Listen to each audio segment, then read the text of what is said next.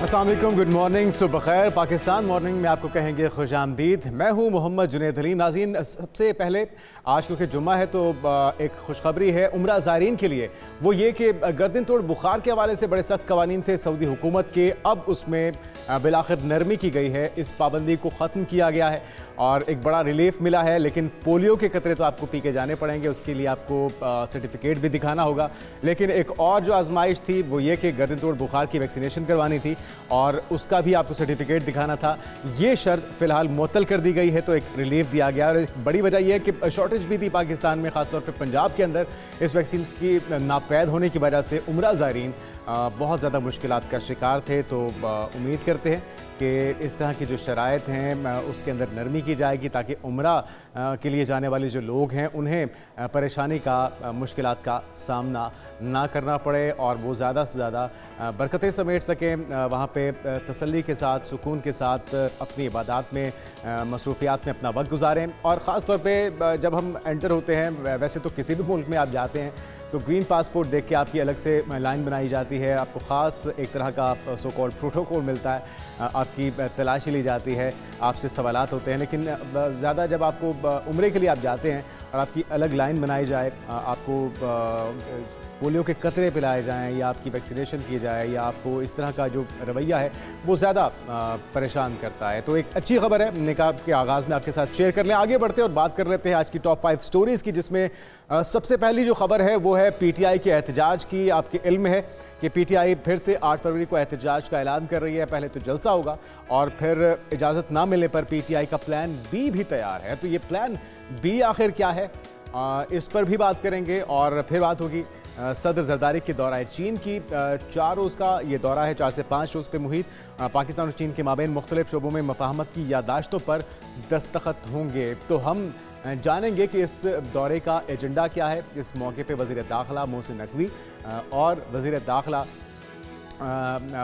मोहसिन नकवी भी हैं। इसके अलावा हम देख रहे हैं कि वज़ीर ख़ारजा भी हैं उनके साथ और नायब वज़ीर आज़म भी उनके साथ हैं, इसहाक़ डार साहब।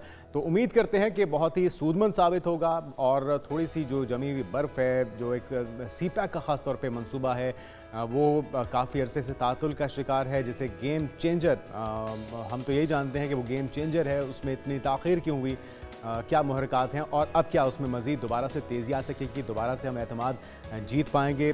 चीनी हुकाम का एक तवील दरीना दोस्ती का ताल्लुक तो है, लेकिन क्या उसमें फिर से वो गर्मजोशी आ पाएगी इस दौरे के बाद, इसका भी हम जायज़ा लेंगे। और फिर बात करेंगे मोटरसाइकिल पर बैठे दोनों अफराद के लिए नाज़रीन अब हेलमेट लाजमी करार दिया गया है। तो मोहतात रहना होगा मोटरसाइकिल सवारों को। और इसके अलावा कार में ड्राइवर के साथ बैठने वाला भी अब सीट बेल्ट लगाएगा। यहाँ पे तो अब माजरा ये है कि कार चलाने वाला भी सीट बेल्ट नहीं लगाता या सुस्ती से काम लेता है और खुदा ना खास्ता कोई हादसा हो जाए तो बाइक पे भी नुकसान ज़्यादा होता है अगर आपने हेलमेट नहीं पहना। और इसी तरह से अगर गाड़ी पे आप सवार हैं तो दोनों शख्स जो कि ड्राइविंग कर रहा है या उसके साथ बैठा है, इन दोनों के इंजरीज़ शदीद होने का ख़दशा होता है। तो अब ये कानून का हिस्सा बन चुका है जनाब। भारी जुर्माने होंगे, किस तरह से इन्फोर्समेंट यकीनी बनाई जाएगी, किस तरह से अमल दरामद यकीनी बनाया जाएगा, इस पर बात करेंगे आज के प्रोग्राम में। और फिर बात करेंगे उस मामले की जो कि समझ से बालातर है। हम क्लाइमेट चेंज की बात तो मुसलसल कर रहे हैं, काफ़ी अरसे तक इसे नज़रअंदाज किया जाता रहा, वो कि आलमी सतह पे कॉन्फ्रेंसेस हो रही हैं, मुख्तलिफ ममालिक इसे संजीदा ले रहे हैं, लेकिन बहुत से तरक्की पजीर ममालिक हैं जो इस पे कान नहीं धर रहे। पाकिस्तान ने तो बारहा इस पे तवज्जो दिलाई है दुनिया की और ये भी बताने की कोशिश की है कि पाकिस्तान उन ममालिक में से है जो कि सबसे ज़्यादा क्लाइमेट चेंज से मुतासिर हो रहा है और उसके असरात भी अब आना शुरू हो चुके हैं। तो क्या सर्दी सही तरह से आने से पहले ही चली गई है? पंजाब में दिन गर्म है, रातें ठंडी हैं, खुश्क मौसम कब तक रहेगा, इस पर भी बात करेंगे आज के प्रोग्राम में। और फिर बात करेंगे रिश्तेदारों में जो एक अमूमी तौर पे हमारा एक बड़ा एक रिवायात हैं, हसद और मुकाबलेबाजी, और जिसको पंजाबी में आम ज़ुबान में शरीका कहा जाता है, वो कितना डैमेज करता है हमारे रिश्तों को, ताल्लुकात को, हमारे घर के माहौल को, हमारे बच्चों के जहनों को कितना ये मुतासिर करता है। हमारी दीनी तालीमात, हमारा इस्लाम, हमारा मज़हब इस पे क्या कहता है और सही तरीका क्या है, इस पर भी आज के प्रोग्राम में बात होगी। तो बहुत से अहम टॉपिक्स हैं, बहुत सी अहम चीज़ें हैं जिसमें आज के प्रोग्राम में हम बात करेंगे। और आगाज़ कर लेते हैं पीटीआई के एहतजाज से। आपके इल्म है कि 8 फरवरी को पीटीआई मीनार पाकिस्तान पे, जहाँ पे एक तारीख़ है उनके जलसों की, और बहुत से यादगार, बहुत से बड़े बड़े जलसे वो कर चुके हैं। अगर वहाँ पे इजाज़त नहीं मिलती तो फिर मुतबादिल जगह क्या होगी, ये बड़ा सवाल है। तो प्लान बी पीटीआई ने तैयार कर लिया है, जिसमें मीनार पाकिस्तान पर जलसे की इजाज़त ना मिलने पर तमाम अजला में एहतजाज करने का फ़ैसला पीटीआई ने किया है। और इस हवाले से पार्टी के तमाम अरकान असम्बली और रहनुमाओं को अपने अपने हलकों में एहतजाज करने की हिदायत दे दी गई हैं। और इस दौरान लाहौर के अहम मकामात जैसे कि लिबर्टी चौक है, आज़ादी चौक है, मॉल रोड है, इस पर भी एहतजाज किया जाएगा। जलसे, जुलूस और जहाँ पे जिस लेवल का एहतजाज किया जा सकेगा, ये जानने की हम कोशिश करेंगे। क्या ये सारा मुमकिन हो पाएगा? फिरदौस शमीम नकवी साहब पीटीआई के रहनुमा मेरे साथ मौजूद हैं, आपको वेलकम कहेंगे। फिरदौस शमीम नकवी साहब, पाकिस्तान मॉर्निंग में। तो फाइनली ये डिसाइड हो चुका कि अब मुज़ाकरात नहीं होंगे, बातचीत से मसला आपका हल होने वाला नहीं है, सड़कों पे सियासी तौर पे अपनी स्ट्रेंथ शो की जाएगी और एहतजाज का रास्ता ही अपनाया जाएगा पीटीआई की तरफ से। बिस्मिल्लाहिर्रहमानिर्रहीम। मेरे ख्याल से आज इस मौजू के ऊपर हमारी तीसरी गुफ्तगू सुबह के वक्त हो रही है। अच्छा, वादे रहे पे कि हम बारहा कह चुके हैं कि हमारी डिमांड क्या है। हमारी डिमांड ये है कि हम पे जो इल्ज़ाम लगाया जाता है कि हम निकल के तोड़ फोड़ की और अंदर घुसे, फौजी तनसीबात में एक ओवर कमांडर की, और उसके हम कहते हैं इसके पीछे महर्रिका कोई और, ये प्लान साजिश थी।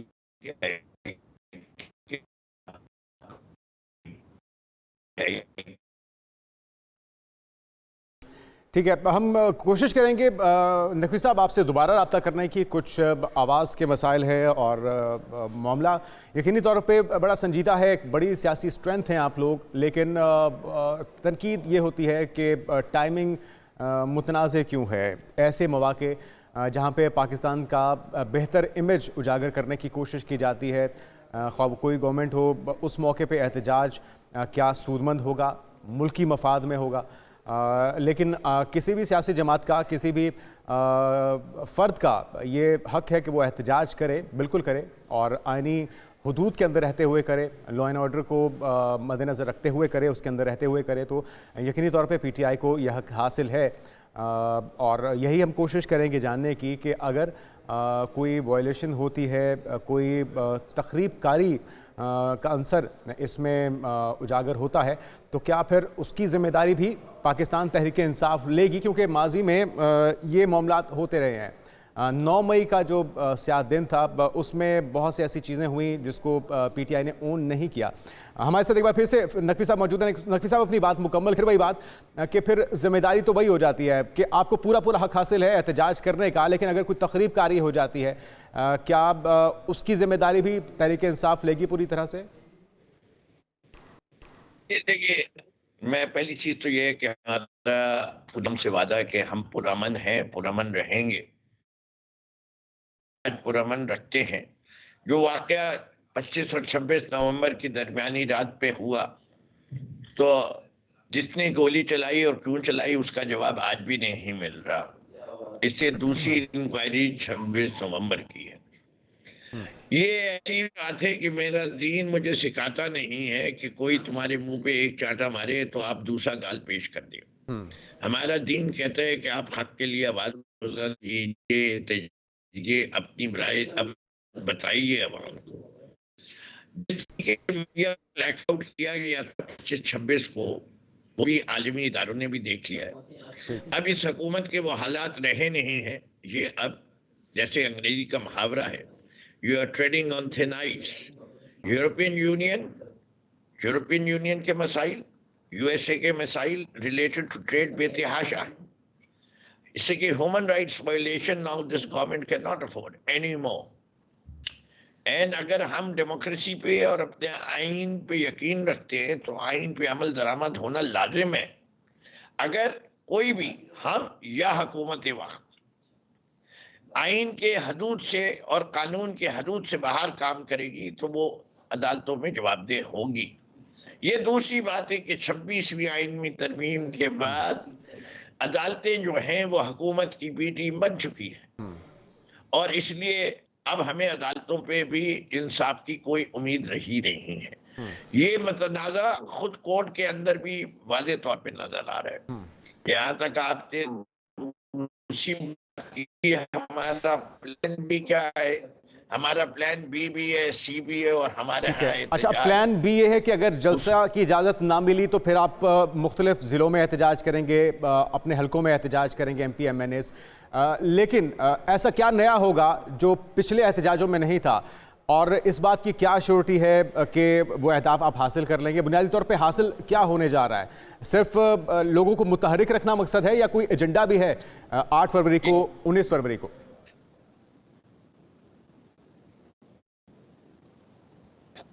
नकवी साहब, देखिए बात सारी है, हम अब इस वक्त वाज़े तौर पे क्लियर हो चुके हैं। This country needs a mass revolution. अवाम को निकलेगी तो ये फरसूदा निज़ाम निकाला जाएगा जिसमें इलेक्शन चोरी होते हो, जिसमें इलेक्शन कमीशन ऑफ पाकिस्तान जो है गैर जानिबदार होने के बजाय फरीक बन जाता है और फरीक बन जाने के तो हर किस्म का काम कर रहा है। वो काम कर रहे जो कि आपको मेरे ख्याल से तस्वुर में भी नहीं था। अच्छा, एक चीज़ नकवी साहब ये कि माजी में हमने देखा कि एक ग्रैंड अलायंस ने आपकी हुकूमत को चलता किया क्योंकि वो नंबर्स पूरे कर चुके थे, वो अपनी स्ट्रीट पावर बना चुके थे, वो एक स्ट्रेंथ बना चुके थे ऑपोजिशन के तौर पे, एक मुतहरिक ऑपोजिशन ग्रैंड अलायंस के तौर पे। अभी ये जो मीटिंग हुई है एक रोज़ पहले, जिसमें मौलाना फजल रहमान भी थे, जिसमें शाहिद खान अब्बासी साहब भी थे, जिसमें PTI भी थी, सुन्नी इत्तेहाद के दोस्त भी थे, तो आपको नहीं लगता कि इन एहतजाजों के अंदर, सड़क के अंदर आने के लिए भी आपको इन सब का सहारा लेना चाहिए? क्योंकि आप एक तरफ कह रहे हैं कि जी अदलिया बिक चुकी है, हुकूमत ये दावा करती है कि वो और इस्टेब्लिशमेंट एक पेज पे हैं, तो आपको अकेले ये जंग लड़ने के बजाय सारी कुव्वतों को शामिल करना चाहिए और आपको लगता है कि वो साथ देंगे आपका इस मिशन में, इस मकसद में? अच्छा जी, पहली चीज तो मेरे ख्याल से अगर सिंध हाउस और उसमें हर आदमियों का मजमा जो है वो अवाम कहलाएगी, तो मैं आपकी सिर्फ मेमोरी को जॉग करना चाहता हूँ। That is not public, that is horse trading. हमारी हुकूमत आसिफ जरदारी साहब ने हॉर्स ट्रेडिंग के जरिए गिराई थी। अच्छा, तो इसलिए आप अवाम का एक जलसा दिखा दीजिए जो सपोर्ट में निकला हो कि ये मूव होना चाहिए, उसके बाद कोई जलसा हो। और 8 फरवरी को या उससे पहले जिस साल हुकूमत गिराई गई थी, उसके बाद 17 अप्रैल को जो कराची में, लाहौर में अवाम का हजूम खुद निकला था बगैर किसी कॉल के, वो भी आप लोगों ने देखा था। अब जहां तक बात है सारी जमातों को, देखिए, क्या आप समझते हैं कि बाकी जमातें इस इलेक्शन से खुश हैं? क्या सिर्फ तहरीक इंसाफ को धांधली नजर आ रही है, किसी और को नजर नहीं आई? क्या वो समझते हैं कि ये फेयर एंड फ्री इलेक्शन हुआ था? आज PTI निशाना बन गई। PTI is the main sufferer of this fraudulent election. तो आपके ख्याल में फिर ये पूरे पाकिस्तान में ही री इलेक्शन होगा? एक मिनट जुनैद, एक मिनट जी, फरमाइए। आइंदा के इंतखाबात में जी, अगर ऐसे इलेक्शन कमीशन बनने से ना रोका जाएगा तो कल यही पीपल्स पार्टी जब PMLN के साथ लड़ रही होगी, खिलाफ लड़ रही होगी, तो वो सफर करेंगे, JUI सफर करेगी, जमात इस्लामी करेगी। इसलिए हर जमात के लिए, जमहूरियत की बका के लिए, इससे कि हमने तो ये फैसला तो किया हुआ है आईन में कि हमारा निज़ाम जमहूरी है, इस्लामी जमहूरिया पाकिस्तान है। हम अगर दो चीजों का जिक्र है तो इस्लाम और जमहूर का है। तो जमहूर जो है वो people's vote must count, the mandate of the people must be represented as the mandate of the people, not a mandate created by the election commission. ठीक है, ये एतराज आपका है, बिल्कुल हक बजानिब है, लेकिन यही एतराज हमने माजी में भी देखे हैं। RTS के बैठने का वाकया हमें आज भी याद है, उसके ऊपर तनकीद होती रही, फिर उसके बाद खान साहब 4 हल्के खोलने का कहते रहे, यानी कि जो जीत जाता है उसको दूसरे पे एतराज होता है, वो तस्लीम नहीं करता। अच्छा, गुजारिश सुन लीजिए। अब मामला ये है कि 8 फरवरी ठीक है, सिंबॉलिक वैल्यू है, 1 साल मुकम्मल हो गया इंतखाबात को, लेकिन 8 फरवरी को सह मुल्की सीरीज भी हो रही है, गैर मुल्की टीमें आ रही हैं, और इसी तरह से 19 फरवरी को चैंपियंस ट्रॉफी शुरू होने जा रही है। जो माजी की एक मिसाल दी जाती है कि एससीओ समिट का मौका हो, चाइनीज़ प्रेसिडेंट के पाकिस्तान आने का मौका हो, या कोई अहम मौके हों, पीटीआई पाकिस्तान का बेहतर इमेज उजागर करने में किरदार अदा करने के बजाय ये बताने की कोशिश करती है कि यहाँ पे सियासी तौर पे अनरेस्ट है, जो कि पाकिस्तान के खिलाफ जाती है सारी चीज़ें। तो क्या ये टाइमिंग दुरुस्त है? और मौके भी तो हो सकते हैं अपना एहतजाज रिकॉर्ड करवाने के लिए। देखिए, पहली चीज तो ये है कि ये मुर्दा कौम होगी, और इसकी पसमानगी की वजह यही है कि बार बार इसके इलेक्शन में फ्रॉड होता है, और जो लोग बरसरे इक़्तिदार हैं या जो हुकूमतों को चलाते हैं, उन्हीं ने कोई इकदाम नहीं लिए 1971 से लेके अब 2024 तक कि इस मुल्क के अंदर इलेक्शन फेयर एंड फ्री हो जाए। ये कितनी शर्मिंदगी की बात है। ये शर्म से डूब जाने का मकाम है कि कौमें कहां कहां पहुंच गई। हम अपने यहाँ का इलेक्शन जो है वो गैर मुतनाज़ नहीं बना सके, हर इलेक्शन में ये तनाज़ा खड़ा होता है। दूसरी चीज ये बताइए कि हमारे लिए बहैसियत पाकिस्तान चैंपियंस ट्रॉफी ज्यादा इंपॉर्टेंट है या वो बेरोजगार इंसान ज्यादा इंपॉर्टेंट है जो मईशत में गुर्बत के ये तो मईशत से जुड़ी बात है ना। ये देखें, अगर मुल्क का सॉफ्ट इमेज उजागर होगा तभी तो यहाँ पे इन्वेस्टमेंट आएगी और इससे भी तो रेवेन्यू जनरेट होगा। का सवाल सुना जी, आप मेरा जवाब सुन लीजिए। मैं पूरी बात को आपकी जो कह रहा हूँ उसको मुकम्मल करूंगा, रह जाएगा तशना तो जरूर आप दोबारा सवाल इसको कंप्लीट कीजिएगा अपने पॉइंट को। जी मैं बिल्कुल मुख्तसर। बात सारी ये है कि मेरे लिए पाकिस्तान पहले और पाकिस्तान के अवाम पहले। बिल्कुल ठीक। ये चैंपियंस ट्रॉफी इतनी इंपॉर्टेंट नहीं है हमारे लिए, हमारी कौम का मुस्तकबिल ज्यादा इंपॉर्टेंट है। चैंपियंस ट्रॉफीज होती रहेंगी, हर 2 साल के बाद होती है, लेकिन कौमों की तकदीरों में हर महीना हर लम्हा बहुत अहम होता है। बहुत शुक्रिया फिरदौस अमीन नोकी साहब, आपका पॉइंट आ गया। पीटीआई ये चाहती है कि वो इस मौके के ऊपर एहतजाज रिकॉर्ड कराए। उनकी नज़र में चैंपियंस ट्रॉफी की अहमियत नहीं है और इसी चीज़ पे पीटीआई पर तनकीद होती है कि आखिर वो तमाम टाइमिंग या मौके क्यों चुने जाते हैं जिस पे कोई पाकिस्तान की बेहतरी की बात हो रही होती है, कोई पाकिस्तान का इमेज बेहतर करने की बात हो रही होती है। तो बहरहाल ये पीटीआई का मौक़िफ़ है, पीटीआई का हक है कि वो एहतजाज करे, लेकिन अगर कोई ज़िम्मेदारी वो लेंगे तकरीब कारी की तो तभी बात बनेगी, अदरवाइज़ उन्हें अगर इजाज़त नहीं मिलती तो वो प्लान बी बता चुके हैं। आगे बढ़ते हैं नाज़रीन और कुछ बात हो जाए।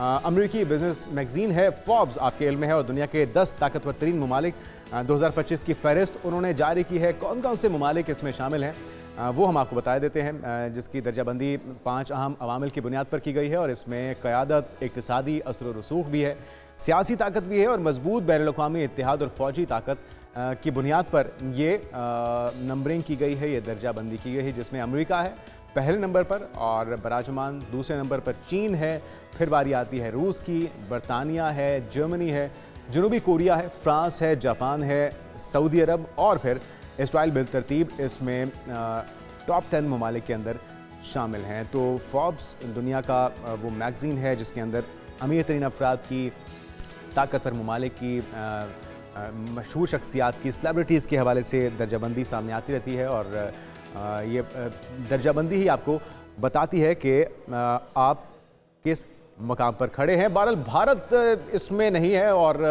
ये हमारे लिए तो खुशाइंद है क्योंकि भारत खुद साख्ता तौर पे अपने आप को इस खित्ते का भी ठेकेदार गर्दानता है और दुनिया के अंदर भी वो इस बात को मानने पे तैयार नहीं है कि वो किसी की डिक्टेशन लेता है। बहरहाल ये टॉप 10 ममालिक हैं नाज़रीन, ये हम नहीं बता रहे, ये हमारी तरफ से की गई दर्जाबंदी नहीं है बल्कि ये फोर्ब्स मैगज़ीन की दर्जाबंदी है जो कि हक़ाइक़ पर किसी हद तक मबनी आप इसको कह सकते हैं और इसके अंदर दूर दूर तक कहीं पे भी आपको भारत दिखाई नहीं दे रहा।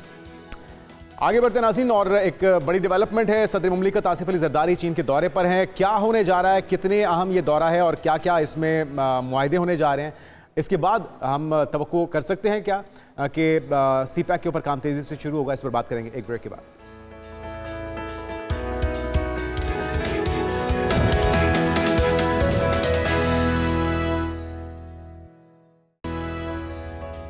नाज़रीन वेलकम बैक। अहम डेवलपमेंट है और पाकिस्तान और चाइना की जो दोस्ती है वो तवील मुद्दती है, लाजवाल है। सदर मुमलिकत आसिफ अली जरदारी चीनी वज़ीर आज़म ली चियांग से मुलाकात कर चुके हैं, जिसमें दोनों रहनुमाओं ने दो तरफ़ा ताउन को मज़ीद मुस्तहकम करने के अज़्म का इयादा किया है। और 4-5 रोज़ का जब दौरा होता है तो यकीनी तौर पर वो कम अहमियत का हामिल तो हो ही नहीं सकता। इसके अंदर बड़े मुआहिदे हो रहे हैं और जो डेलीगेशन है उसके अंदर और बहुत सी अहम शख्सियात के साथ साथ वज़ीर दाखिला मोहसिन नकवी साहब और वज़ीर ख़ारजा नायब वज़ीर आज़म इसहाक़ डार साहब भी मौजूद हैं, तो इसकी अहमियत और बढ़ जाती है। यानी कि तमाम जो मुख्तलिफ अहम पहलू हैं, क्योंकि सदर मुमलिकत हो गए, इस्टेब्लिशमेंट की एक तरह से नुमाइंदगी वो नकवी साहब कर रहे हैं और वज़ारत ख़ारजा को डार साहब देख रहे हैं और हुकूमत की नुमाइंदगी भी वो कर रहे हैं। तो तमाम पहलुओं से ये जो दौरा है अहमियत का हामिल है। लेकिन अहदाफ क्या हैं और क्या हम हासिल करने जा रहे हैं, इस पर बात करने के लिए आमिर अली साहब हैं, गुडविल एम्बेसडर हैं चाइना और हमारे साथ स्टूडियोज़ में मौजूद हैं। तो इनकी मौजूदगी का हम फ़ायदा उठाएंगे, कोशिश करेंगे कि असल जो मकसद है इस दौरे का वो जानने की हम कोशिश करेंगे। आपको वेलकम कहेंगे आमिर भाई पाकिस्तान मॉर्निंग में। थैंक यू बहुत। एक तो ये कि नवंबर के अंदर एक्सपेक्टेड था सदर पाकिस्तान का दौरा, ये डेलिबरेटली लेट हो गया। कुछ हमारी मसरूफियात थी सदर मुमलिकत की या उधर से डिले आया, वजूहात क्या बने? इसकी तो मेडिकल रीज़न सामने आई थी कि सदर जरदारी जब दुबई में थे तो उनका एंकल ट्विस्ट कर गया था, तो जिस वजह से उन्हें एक रेस्ट के लिए बोला गया था। और चूंकि ये एक बड़ा इंपॉर्टेंट दौरा था तो ये मेडिकली इस तरह जो है हैंडीकैप सेहतमंद होके हशाश होके जाना चाह रहे थे। It's very important trip. आप ये देखिए कि ये एक स्टेट प्रोटोकॉल था और बड़ा ज़बरदस्त प्रोटोकॉल, बड़ा बिल्कुल। जरदारी साहब पहले भी चाइना जाते रहे हैं, बड़ी दफ़ा उन्होंने जब वो प्रेसिडेंट थे तो उनके एक बड़े फ्रीक्वेंट विजिट होते थे चाइना में, लेकिन इतना बड़ा ग्रैंड हॉल में इतना बड़ा स्टेट प्रोटोकॉल उन्हें पहली दफ़ा मिला है। And I really feel very good about it. और उस डेलीगेशन में जो बाकी लोग हैं वो बड़े इंपॉर्टेंट हैं कि जैसे हमारे फॉरेन मिनिस्टर, हमारे इंटीरियर मिनिस्टर जी। तो इसका मतलब है कि हमारी तमाम जो रिसोर्सेज हैं हमारे और थोड़े से अगर हम बात करें पिछले अदवार की तो कुछ नाराज़गी भी चाइना की तरफ से थी और वो किसी हद तक जस्टिफाइड इसलिए भी थी कि सी पैक पे उस तरह से काम नहीं हो सका जिस तरह से होना चाहिए। तो आपको लगता है कि वो सारी गलत फहमियाँ, रंजिशें दूर होने जा रही हैं इस दौरे पर? जी देखिए, दो चीज़ें हैं सी पैक पे। एक तो काम वो लेट हो रहा था जो आपके सिक्योरिटी इश्यूज थे जी। दूसरे सी पैक पे काम वो लेट हो रहा था जो आपके मैनेजमेंटल इश्यूज थे जी जी। यानी आपने स्पेशल इकोनॉमिक जोन बनाने थे, आपने उनको इतने एक सर्टेन टाइम के में रेडी करना था, फिर आपने अपनी जो है स्किल्ड लेबर प्रोवाइड करनी थी, उन सारे प्रोजेक्ट। कुछ डिलेज डेलिबरेटली आए, कुछ डिलेज ऐसी हैं जो सिक्योरिटी या मिस मैनेजमेंट की वजह से, लेकिन कुछ बहुत सारे ऐसे हैं जो मिस मैनेजमेंट हैं। तो हमें उन सबको जो है काउंटर करने की ज़रूरत है। हम क्या आज भी उन चीज़ों के लिए तैयार हैं? हम आज भी जैसे स्पेशल इकोनॉमिक जोन्स हैं, हम कितने स्पेशल इकोनॉमिक जोन्स में कितना फैसिलिटेट कर रहे हैं फॉरेन इन्वेस्टर को, it is not very clear. अभी भी इस पर बहुत सी रिजर्वेशंस मौजूद। तो ये जो हम जिन पे बात कर रहे हैं, वज़ीर दाखिला भी साथ हैं, इसहाक़ डार साहब भी साथ हैं, इस्टेब्लिशमेंट की हुकूमत की नुमाइंदगी, सदर पाकिस्तान खुद जा रहे हैं, तो सारी यकीन दहानियाँ आपको लगता है होने जा रही हैं? और क्या क्या श्योरिटीज़ चाइनीज़ गवर्नमेंट इस बार चाहेगी कि वो सब कुछ ना हो जो पहले होता रहा है माजी में? देखिए, चाइना गवर्नमेंट तो एक अरसे से पाकिस्तान के साथ एक बात कर रही थी कि हमें ऑन ग्राउंड सर्वेलेंस की इजाज़त दीजिए, जो कि पाकिस्तान गवर्नमेंट की, पाकिस्तान की इस्टेब्लिशमेंट, मिलिट्री इस्टेब्लिशमेंट की तरफ से डेफर कर दी गई और ऐसा होना भी चाहिए था। और Pakistan is a sovereign country, हम अपने खुद हिफाजत कर सकते हैं। आप ये देखिए कि जितनी कुर्बानी पाकिस्तान ने दी है, अभी भी बलूचिस्तान में जो इंसिडेंट हुआ है वो कोई छोटा इंसिडेंट नहीं था, वो बहुत बड़ा इंसिडेंट था। हाँ, एक डेवलपमेंट मुमकिन है जो कि मेरा ख्याल है कि वो लाजमी होगी। अच्छा, और वो ये है कि आपकी इंटेलिजेंस शेयरिंग और आपकी ट्रेनिंग और पार्ट ऑफ ट्रेनिंग कि आपने काउंटर टेररिज्म की तरफ कैसे चल। बिल्कुल ठीक। अच्छा, इसके अंदर आमिर भाई आप बिल्कुल ठीक कह रहे हैं, अफगानिस्तान का जो थ्रेट है, अफगानिस्तान के ऊपर किसी हद तक चाइना का भी असर रसूख है। तो क्या आपको लगता है कि इस दौरे में भी ये चीज़ें भी डिस्कस होंगी कि किस तरह से वहाँ से जो दहशतगर्दी पनप रही है और वो कितना बड़ा थ्रेट है हमारे सी पैक के मंसूबे के लिए, ओवरऑल पाकिस्तान के लिए, उस पर भी बात होगी और उसके सदेबाब के लिए भी कोई हल निकल पाएगा? मेरा ख्याल है ना सिर्फ अफगानिस्तान के बारे में बात होगी बल्कि हमारे एक और मशरकी हमसाई इंडिया जो कि मगरिब की तरफ से हमें थ्रेट कर रहे हैं, तो ये उन इश्यूज़ पे भी बात होगी और इसमें मज़ीद ट्रांसफ़र ऑफ टेक्नोलॉजी पे भी बात होगी कि पाकिस्तान को आर्टिफिशियल इंटेलिजेंस में ऐसी टेक्नोलॉजी दी जाए कि वो इन तमाम प्रॉब्लम्स को काउंटर कर सकें और ये एक उससे बड़ी ब्रेक थ्रू है जितना आप समझ रहे हैं। बिल्कुल अफगानिस्तान डेफिनेटली, अगर अफगानिस्तान हुकूमत कहती है कि जी हम एज अ स्टेट एक्टर ये काम नहीं कर रहे, लेकिन नॉन स्टेट एक्टर्स जो हैं वो तो इस्टेब्लिश है ना जी, कि उनके एक गवर्नर का बेटा जो है वो इन्वॉल्व है उस अटैक में जो अभी बलूचिस्तान में किया गया जी। तो उसको फिर आप नॉन स्टेट एक्टर कहेंगे या स्टेट एक्टर कहेंगे, ये तो मुझे समझ नहीं आया। जिस पड़ोसी मुल्क की आप बात कर रहे हैं वो तो खुला दुश्मन है और वो खुल के इसका इजहार भी करते हैं, कोई मौका हाथ से जाने नहीं देते। उनको बड़ा मसला होता है हमारे CPEC के मंसूबे से, तो उनको खलबली मच जाती है। अगर ये जो दौरा है इससे उनको कितनी बेचैनी होगी और क्या उसको उसके सदेबाब के लिए भी कोई स्ट्रेटजी बनाई जा रही है? एक तो आप बता रहे हैं कि इंटेलिजेंस शेयरिंग, आर्टिफिशियल इंटेलिजेंस के हवाले से किस तरह से मौसर इकदाम किए जा सकते हैं और क्या क्या पहलू हैं जो कि ज़ेर गौर लाए जाएंगे? देखिए, हमारे जो नेबरिंग कंट्री है, अगर आप उनका सोशल मीडिया देखें तो वो हमेशा एक ही शोर में चाहते रहते हैं, पाकिस्तान टैप ट्रैप में है, पाकिस्तान को ये हो गया, पाकिस्तान को ये हो गया। भाई पाकिस्तान को कुछ नहीं हुआ, हमारी इकॉनमी भी स्टेबल है, हम लोग आगे भी बढ़ रहे हैं, हम लोग स्ट्रैटेजिकली भी उनसे बेहतर हो रहे हैं। हमारे यहाँ पे 60 कंट्रीज़ की एक एक्सरसाइज शुरू हो रही है जो कि पीसफुल एक्सरसाइज है, नेवल एक्सरसाइज जो कि बहुत बड़ी, इसमें चाइना भी शामिल हो रहा है। तो we have no any kind of threat. हम अल्हम्दुलिल्लाह हमारे रिजर्व्स भी बेहतर हो रहे हैं, day by day we are improving with our financial situation. So I don't feel like the Pakistan have any kind of instability, and with this government and also with the help of this establishment, Pakistan के का future बहुत bright है। और CPEC का इस जो phase की बात करें, ये बेसिकली फ़ेज़ 2 है। फ़ेज़ 2 में बहुत सारी ऐसी पेमेंट थी जो पाकिस्तान आनी थी और वो ड्रेन मजबूरन हो गई साउथ ईस्ट एशियन कंट्रीज़ में, जैसे कि वियतनाम में या कंबोडिया में या लाओस में, कि वो इन्वेस्टर्स को उधर जाना पड़ा। बहुत सारी इन्वेस्टमेंट ऐसी है, बहुत सारी इंडस्ट्री ऐसी है कि जो चाइना से बाहर मूव करनी है। अब चाइना में वो वायबल ही नहीं रही, क्योंकि जितनी मैन पावर ओरिएंटेड इंडस्ट्री है वो अब चाइना में एग्जिस्ट नहीं कर सकती। बिल्कुल ठीक, क्योंकि चाइना का जो पर एनम इनकम है वो $16,000 पे पहुंच चुकी है। अच्छा, अब वहाँ पे एक किसान भी आपको $1,000 से नीचे नहीं मिलता। बिल्कुल ठीक। तो आपने टेक्नोलॉजी का इस्तेमाल किया जा रहा है, टेक्नोलॉजी का इस्तेमाल करना है। अच्छा, मुआहिदों की बात हो रही है कि मुतादिद मुफाहमत की यादाश्तों पे, मुतादिद मुआहिदों पे भी दस्तखत हो रहे हैं। CPEC तो एक मेन हमारा प्रोजेक्ट है ही पाकिस्तान और चाइना का। इसके अलावा कौन कौन से शोबों में किन किन मुआहिदों पर पेशरफ्त होने जा रही है और क्या वो जो हम बार बार बात करते हैं कि एड नहीं ट्रेड, उसमें कितनी बड़ी डेवलपमेंट या ब्रेक थ्रू आप देखते हैं इस दौरे में?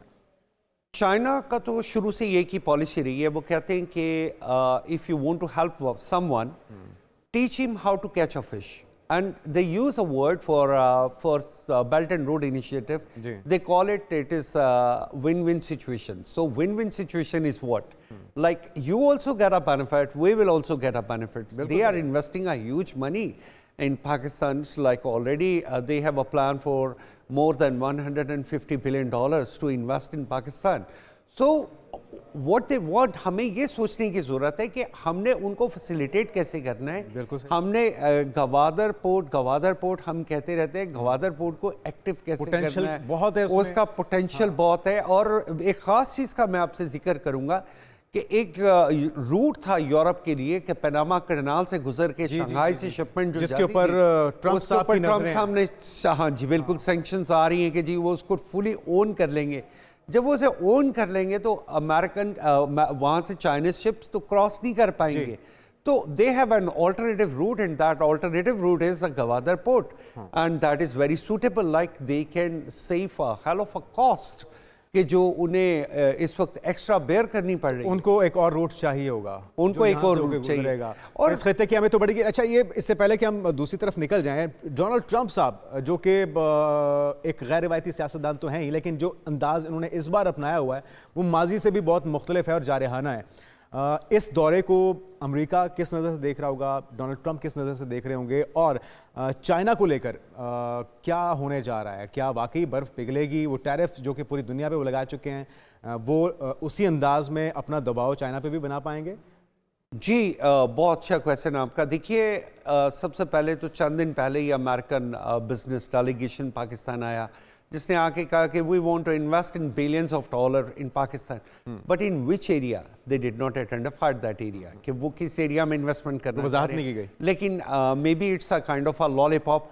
लेकिन इसी क्वेश्चन का जो दूसरा पार्ट है कि पाकिस्तान में इसको कैसे देखा जाएगा। पाकिस्तान को ट्रंप ने जैसे ही सैंक्शंस लगाएंगे प्रेसिडेंट ट्रंप चाइनीज प्रोडक्ट पे, जो कि उन्होंने anti dumping and normal duties, क्या वो अफोर्ड कर पाएंगे सैंक्शंस? सर वो भरी हुई है चाइनीज प्रोडक्ट से।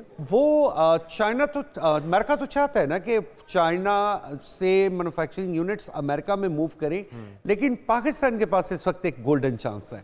अगर सैंक्शंस लग रही हैं उन प्रोडक्ट्स पे जो कि चाइना से एक्सपोर्ट हो रही हैं, तो व्हाई नॉट उनकी असेंबलिंग लाइंस, उनकी मैन्युफैक्चरिंग लाइंस पाकिस्तान में शुरू की जाए। जैसा कि और हम ये भी नहीं समझें, we should not be very happy कि China don't have any other choice, they have of course, like Mexico is a base now for their production lines, जहाँ से वो चाइना के लिए एक्सपोर्ट्स कर रहे थे। ऑल्दो इस वक्त मैक्सिको पे भी थोड़ा सा टैरिफ बढ़ा दिया है अमेरिका ने, but anyway still there are, but we have to be very vigilant and very wise and very understanding in our business strategy कि हम उस इंडस्ट्री को जल्दी से जल्दी फैसिलिटेट करें, और जो भी एक्सपोर्ट्स, भले वो चाइनीज़ कंपनीज हों, जापानीज़ कंपनीज हों, टर्किश कंपनीज हों, भी एक्सपोर्ट्स पाकिस्तान से होती हैं, जब वो पाकिस्तान से एक्सपोर्ट्स होंगी तो अल्टीमेटली वो पैसे पाकिस्तान की इकॉनमी में इंजेक्ट होंगे और वो स्टेट बैंक ऑफ पाकिस्तान में आएंगे। और जब स्टेट बैंक ऑफ पाकिस्तान में आएंगे, आपका बैलेंस ऑफ ट्रेड जो है, जो इस वक्त बिल्कुल भी पाकिस्तान की फेवर में नहीं है, वो पाकिस्तान का बैलेंस ऑफ ट्रेड ठीक होना शुरू हो जाएगा। बिल्कुल ठीक। आमिर साहब, हमारे पास टाइम की कमी है, मैं जाते जाते जानना चाहता हूं कि हमारे यहाँ होमवर्क कैसा है, हमारे जो डेलीगेशन गया है वो क्या क्या प्रपोजल लेकर गया है, और क्या वो तसल्ली बख्श हैं ये सारी अपॉर्चुनिटीज जिनकी आप बात कर रहे हैं, क्या इस पर भी कोई पेशरफ्त मुतवक्के है? जी बिल्कुल, मेरा ख्याल है कि पेशरफ्त मुतवक्के है, और जो second phase China is very eager कि वो 2025-2026 तक $152 बिलियन पाकिस्तान में इन्वेस्ट करेगा इन द सेकंड फेज, और second phase is industrialization. I am sure it will provide a good opportunity not only for Pakistan but also for China. इंशाल्लाह so we will go with a win win situation इंशाल्लाह। Thank you so much. Aamir sahab हमारे साथ मौजूद थे और बहुत ही खुशाइंद है ये दौरा। बड़ी डेवलपमेंट्स, बड़े ब्रेक थ्रू इसमें मुतवक्के हैं और उम्मीद करते हैं कि कामयाब दौरा ठहरे। वापसी पे जो भी डेवलपमेंट होगी वो भी आपके साथ शेयर करेंगे। अभी सदर जरदारी, उनका डेलीगेशन वहाँ पर ही मौजूद है। हम आगे बढ़ते हैं और बात हो जाए कुछ मिस्टर बीस्ट की। जो व्लॉगिंग की दुनिया के लोग हैं, यूट्यूब पे उनके जानने वाले हैं, वो तो उनको बहुत अच्छे तरीके से जानते हैं, लेकिन फेमस गेमिंग व्लॉगर हैं मिस्टर बीस्ट, जिनके यूट्यूब चैनल पर 30 दिनों में 50 लाख नए सब्सक्राइबर आए हैं, और इस वक्त उनकी कुल जो सब्सक्राइबर हैं उनकी तादाद हो चुकी है जनाब 357 मिलियन, और ये वो तादाद है जो कि अमेरिका की कुल आबादी से भी कहीं ज़्यादा है। आप अंदाज़ा लगाइए कि एक शख्स इतना ज़्यादा मकबूल हो सकता है जिसके चाहने वाले या उसको फॉलो करने वाले अमेरिका की कुल आबादी से भी ज़्यादा हैं। तो यकीनी तौर पे पैसा तो ठीक ठाक मिस्टर बीस्ट बना ही रहे हैं, लेकिन अपने जो देखने वाले हैं, अपने जो फॉलोअर्स हैं, उनकी तादाद में उनकी जो तादाद है वो बहुत तेज़ी से बढ़ रही है। दिलचस्प वीडियोस बनाते हैं, बड़े बड़े स्टंट्स करते हैं, और यकीनी तौर पे उस पर वो पैसा भी लगाते हैं, बिलियन ऑफ डॉलर्स इस्तेमाल भी करते हैं, खर्च भी करते हैं, लेकिन उनका जो रेवेन्यू है, जो पैसा समेटने की तादाद है, वो उससे कहीं ज़्यादा है। तो कुछ ही दिनों में, कुछ ही हफ्तों के अंदर 50 लाख सब्सक्राइबर्स में इजाफा होना यकीनी तौर पे बड़ा संग-ए-मील है जो कि मिस्टर बीस्ट ने अबूर किया है। हम बहुत से अहम टॉपिक्स हैं आज के प्रोग्राम में जिसमें बात होनी है। एक ब्रेक लेते हैं, ब्रेक के बाद हाजिर होते हैं।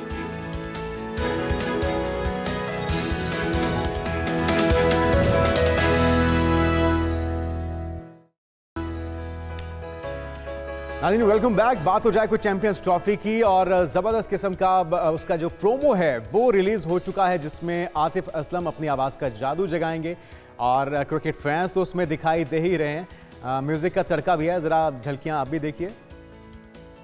तो जोश अपने उरूज पर है, जैसे जैसे काउंटडाउन शुरू हो चुका है और अब तो चंद दिन बाकी रह चुके हैं। दिलों की धड़कनें तेज हो रही हैं और चैंपियंस ट्रॉफी भरपूर तरीके से होस्ट करने के लिए पाकिस्तान तैयार है। पाकिस्तान के स्टेडियम्स तैयार हैं और कज़ाफ़ी स्टेडियम से आगाज़ हो रहा है, उसके बाद बारी आएगी नेशनल स्टेडियम की, फिर बारी आएगी रावलपिंडी स्टेडियम की। चैंपियंस ट्रॉफी के लिए खासतौर पर जदीद तर्ज से मुख्तसर वक्त में तामीर किया जाने वाला जो लाहौर का कज़ाफ़ी स्टेडियम है, आज शाम 7 बजे इसका इफ्तिताह होने जा रहा है। वज़ीर आज़म खुद करेंगे और 117 दिन में महज इतने महदूद वक्त के अंदर मोहसिन नकवी साहब की क़यादत में जो ये तैयारी हुई है, यकीनी तौर पर काबिल तारीफ़ है। ये तमाम काविशें और बड़ी बड़ी स्क्रीन्स लग चुकी हैं, फ्लड लाइट्स तो होंगी और सिटिंग कैपेसिटी को भी बढ़ाया गया है। जो तमाम टीम थी, जो इवन वहाँ पे मजदूर काम करने वाले थे, उनकी जो काविशें हैं वो भी लायक तहसीन है और आज दोपहर उनके एजाज़ में लंच भी दिया जाएगा। इस इफ्तिताही तकरीब की अगर बात की जाए तो रंगारंग तकरीब तो होगी। आरिफ लोहार होंगे, इसमें अली ज़फ़र होंगे, आयमा बेग होंगी और जनाब दाखिला फ्री है। पहले जाइए और इन्जॉय कीजिए अपनी फैमिलीज़ के साथ, अपने दोस्तों के साथ, अपने बच्चों के साथ। और यकीनी तौर पे पाकिस्तान इसका होस्ट है, पाकिस्तान इस इवेंट को इसकी मेज़बानी कर रहा है, तो तमाम रंग आपको नजर आएंगे। जनूबी अफ्रीका की टीम भी पाकिस्तान पहुंच चुकी है, न्यूजीलैंड की टीम पहले से मौजूद है। आपके इल्म है कि मुल्की जो टूर्नामेंट है उसका आगाज़ होने जा रहा है। 8 तारीख से पहला मैच होगा, यानी कि कल पहला मैच होने जा रहा है। तो कल के मैच के हवाले से हम बात कर लेते हैं। अहमद कुरैशी हमारे साथ मौजूद हैं, स्पोर्ट्स तजियाकार। वेलकम कहेंगे आपको अहमद भाई पाकिस्तान मॉर्निंग में। ज़बरदस्त आगाज़ होने जा रहा है इस इवेंट का। इससे पहले कि चैंपियंस ट्रॉफी की बात करें, ज़रा सैमुल की सीरीज़ की बात कर लेते हैं। कितने पुरुमीद हैं आप कि जो स्क्वाड हमने चुना है और जो उस पर तबसरे तज्ज़िये हो रहे हैं उसके बरखिलाफ़ अच्छा परफॉर्म करेंगे हमारे प्लेइंग 11? देखें जी, अगर तो ये बात आप मुझसे पूछते इस सूरत में कि पाकिस्तान क्रिकेट टीम में सडनली ऑस्ट्रेलिया को ऑस्ट्रेलिया में और साउथ अफ्रीका को साउथ अफ्रीका में वनडे सीरीज हराने के बाद 5 चेंजेस ना हुए होते तो मैं कहता कि पाकिस्तान इजीली ये सीरीज जीत जाएगा। लेकिन जो पाकिस्तान क्रिकेट बोर्ड की सिलेक्शन कमेटी ने एक ब्लंडर किया है, क्योंकि पूरी दुनिया में कहीं पे ऐसा नहीं होता कि एक टीम ऑस्ट्रेलिया को ऑस्ट्रेलिया में हराए और साउथ अफ्रीका को साउथ अफ्रीका में हराए और बल्कि वाइट वॉश करे, और उस टीम में ऑल ऑफ अ सडन आप 4-5 चेंजेस करते हैं जिनकी कोई तुक नहीं बनती। सो मेरे ख्याल में कि पाकिस्तान क्रिकेट टीम का जो इस वक्त कॉम्बिनेशन है उससे रियलिस्टिकली अगर देखा जाए तो कुछ ज्यादा उम्मीदें आप रख नहीं सकते, क्योंकि स्पिनर आपके पास सिर्फ एक है, अबरार अहमद। अगर खुदा ना खास्ता उसको मार पड़नी शुरू होगी, वो एक्सपोज हो गया, तो बैकअप के तौर पे कोई और स्पिनर नहीं है जो आपको विकेटें लेके दे सके। बैट्समैन आपके जो है वो बाबर आजम की फॉर्म का भी आपको पता है, सिर्फ फखर जमान के इर्द गिर्द आपका ओपनिंग स्टैंड घूम रहा है। बाकी सऊद शकील रन कर सकते हैं, आगा सलमान रन कर सकते हैं, रिजवान का सच कोई पता नहीं है। फिर आपकी जो फास्ट बॉलिंग है वो एक ऐसा फास्ट बॉलिंग का बॉक्स है जो आपका टिक है। सो अगर इस ट्राई सीरीज की भी बात करें तो साउथ अफ्रीका के 2 फास्ट बॉलर्स क्योंकि इंजर्ड हुए हैं, सो उनके कॉम्बिनेशन को भी थोड़ा सा झटका लगा है। लेकिन मेरे ख्याल में कि पाकिस्तान क्रिकेट टीम की जो चैंपियंस ट्रॉफी में आने वाली परफॉर्मेंसेस हैं वो काफी ज्यादा हमें भी नजर आ जाएंगी इस ट्राई सीरीज में। हाँ, एक तरह का एक्सपेरिमेंट हो जाएगा। लेकिन आमिर भाई, आपको लगता है कि क्या वजह रही होगी, क्या मजबूरी रही होगी जो आपको समझ में आ रही है, तमाम जो क्रिकेट के माहिरीन हैं उनको समझ में आ रही है? क्योंकि शोएब अख्तर साहब ये कह तो रहे हैं कि अब हमें इस टीम को ओन करना चाहिए, इस पर ज़्यादा तनकीद नहीं करनी चाहिए, लेकिन वजूहात लगती क्या हैं? एक स्पिनर के साथ जाना, वो भी ना तजुर्बाकार, फिर कुछ 2-3 ऐसी एंट्रियाँ हुई हैं जो कि काफ़ी अरसे से मंजर से गायब थे। वजह क्या है? क्या दबाव था सिलेक्शन कमेटी के ऊपर? देखिए, सिलेक्शन कमेटी पे दबाव था यानी ये तो सिलेक्शन कमेटी बता सकती है। फ़हीम अशरफ की जहाँ तक बात है तो वो तो सीधी पर्ची नजर आ रही है कि किसी न किसी की ऊपर से कॉल आई होगी कि फ़हीम अशरफ को टीम में डाला जाए, तो उसको डाल लिया गया है। क्योंकि फ़हीम अशरफ की तो कोई परफॉर्मेंस ही नहीं है पिछले कितने अरसे से, और वो पाकिस्तान क्रिकेट टीम का हिस्सा भी नहीं है।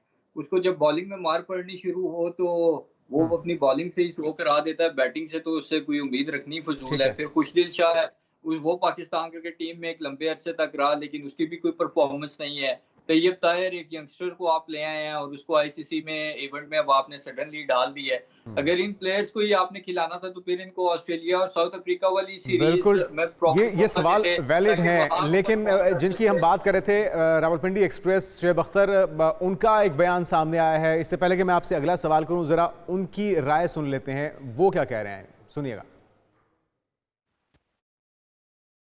I always believe that the three teams always qualify in Champions Trophies. One is Pakistan, Hindustan, and Afghanistan.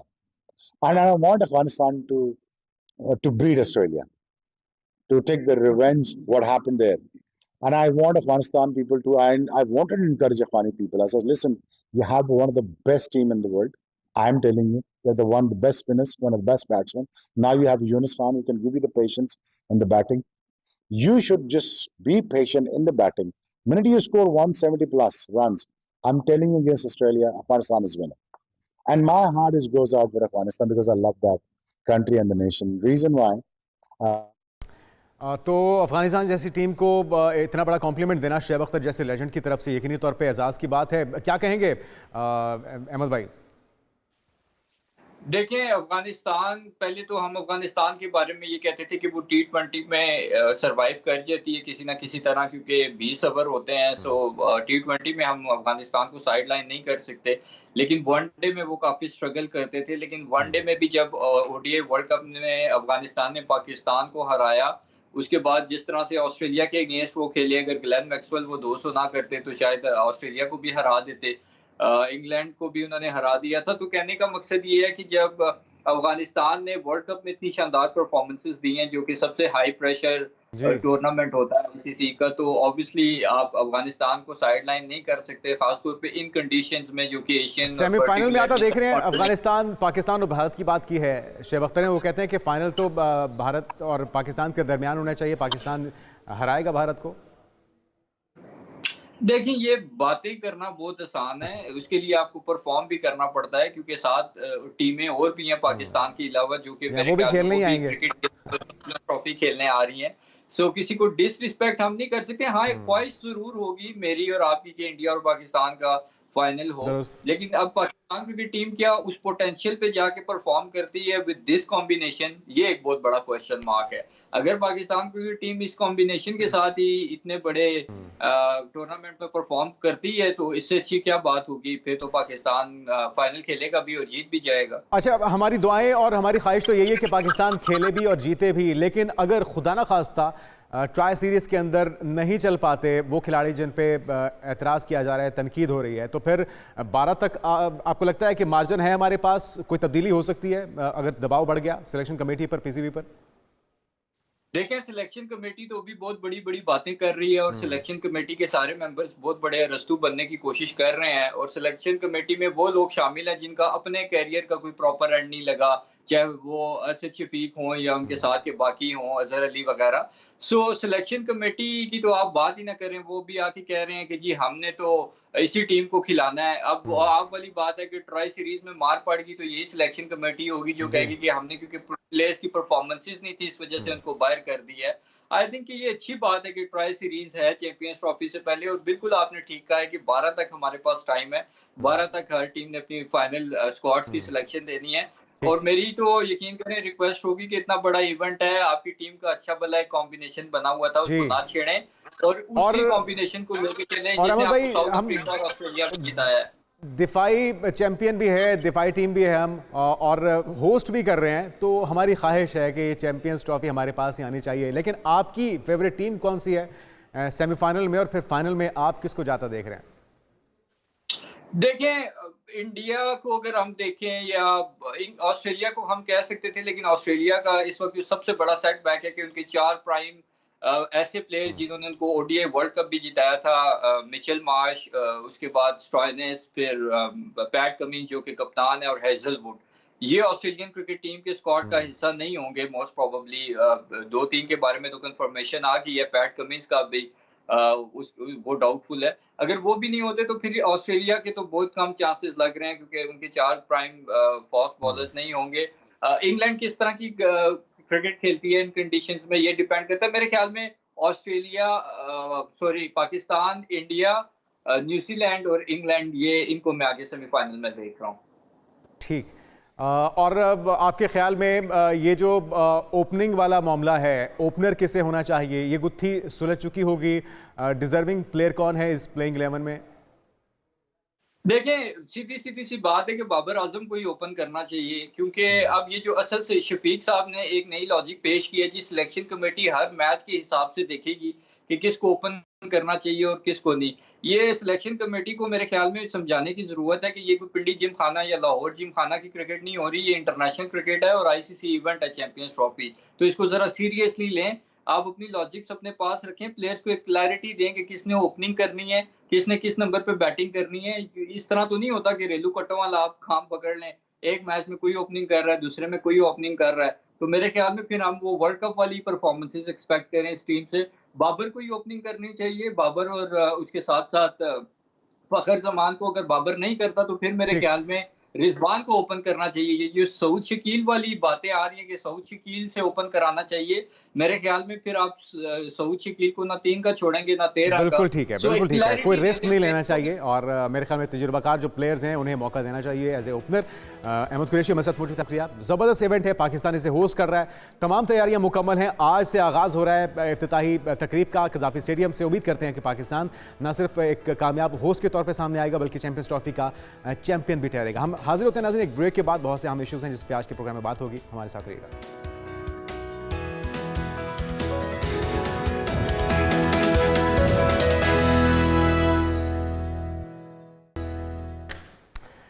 एक बार फिर से आपको कहेंगे खुशामदीद, सुबह खैर, और उम्मीद करते हैं आपकी सुबह खैरियत से गुजर रही होगी। नाज़रीन, जो ऐसे इकदाम होते हैं ना गवर्नमेंट के, वो हम उसको एक्नॉलेज भी करते हैं, उसकी तारीफ भी करते हैं। तो एक अच्छा इकदाम है सीटीओ लाहौर का, डॉक्टर अतहर वहीद साहब का।